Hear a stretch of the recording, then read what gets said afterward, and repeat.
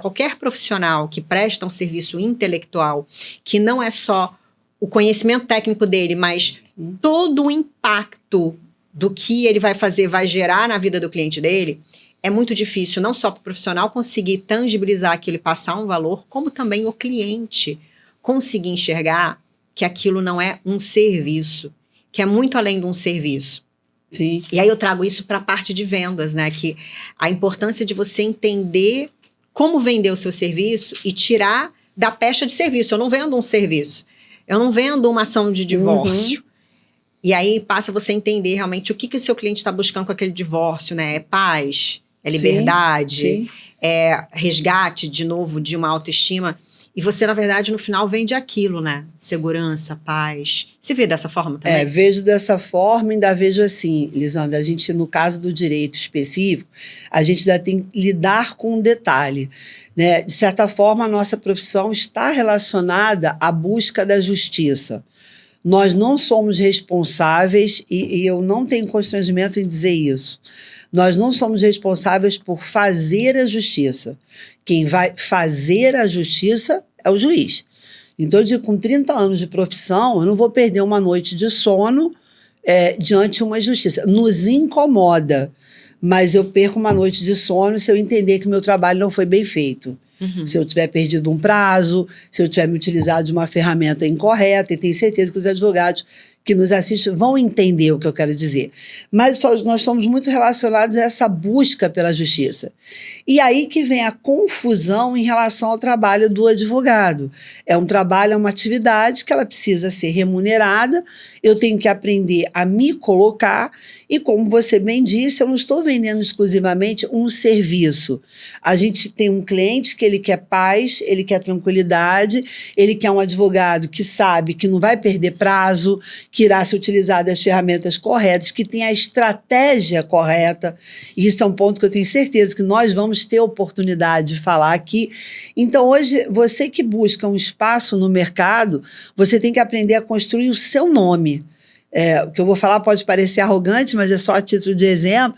O meu cliente, ele contrata a Silvia Drummond. O seu cliente contrata a Lisandra Tomé. Então, isso deixa de ser um serviço isolado, porque ele quer tudo que com 30 anos eu acumulei em termos de conhecimento, e nós temos que aprender a lidar com isso e colocar essa marca como um produto numa prateleira, vamos dizer assim. E isso é muito importante para aqueles que iniciam na profissão. Eu falo que você não vende só, como você falou, o serviço, você está vendendo a sua experiência ao longo de anos, né? Todo o conhecimento técnico que você acumulou ao longo de anos. Você, além de ser uma advogada especialista naquela área, você é professora também. Então, você desenvolveu não só o lado acadêmico, mas você também desenvolveu um olhar bem apurado dentro daquilo que você faz. Então, isso conta, experiência técnica, né? Prática, você saber como é que funciona um tribunal, a cabeça de um juiz, você que trabalha com contencioso. Então, eu acho que são vários fatores que precisam ser trazidos, né? Que o advogado precisa pensar na hora em que ele vai se vender, né? Para que ele possa valorizar. E aí, a gente voltando para esse assunto da valorização, que a gente estava conversando um pouquinho nos bastidores, eu vejo que essa questão da valorização, a gente tem um problema cultural da sociedade mesmo, de não conseguir valorizar serviços por causa da falta de intangibilidade, não ser intangível. É muito mais fácil a pessoa pagar caro por bens materiais, por um celular, por uma roupa, mas ela não paga caro por um serviço que tem muito mais valor. Especializado. Né? Mas ela não consegue enxergar aquilo, a nossa cultura é assim. Mas eu vejo também a nossa classe, a nossa própria classe, ainda não acordou, né, para ter uma valorização mais corporativa da profissão.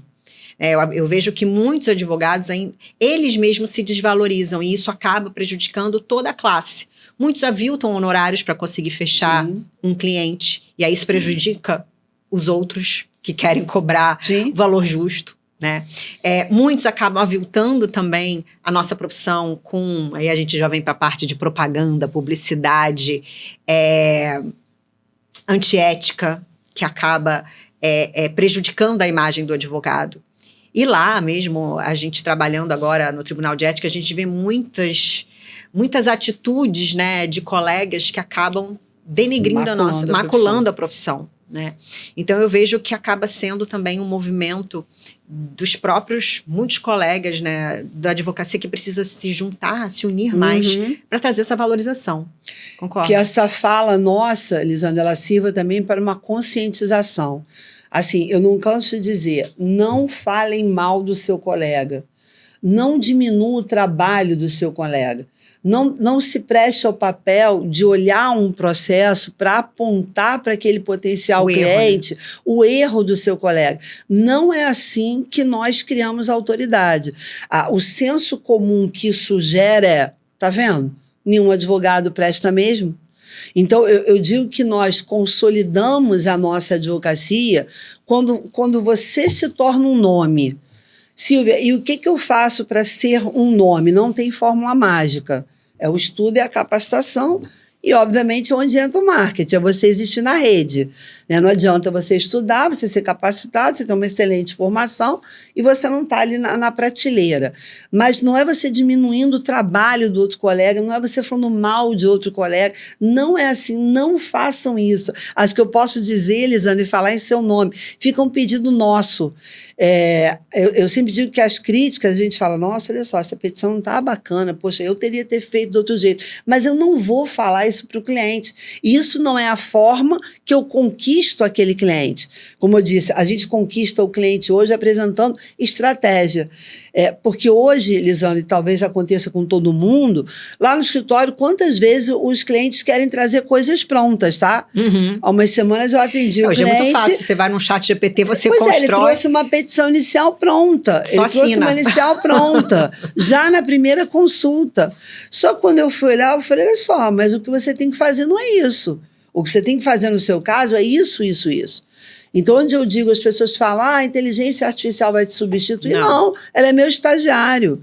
A IA tem sido o nosso estagiário no escritório para otimizar tarefas, mas a ética e a estratégia só nós temos, porque a IA não tem ética e a IA não tem estratégia. Então, eu posso dizer que fica aqui o nosso pedido, quando você estiver atendendo um cliente que der aquela vontade de falar, nossa, mas isso não está bem feito, essa petição não está boa, essa estratégia, não fale isso, não é assim que nós conquistamos uma carteira de bons clientes. E Silvia, me conta um pouco mais sobre a Silvia advogada.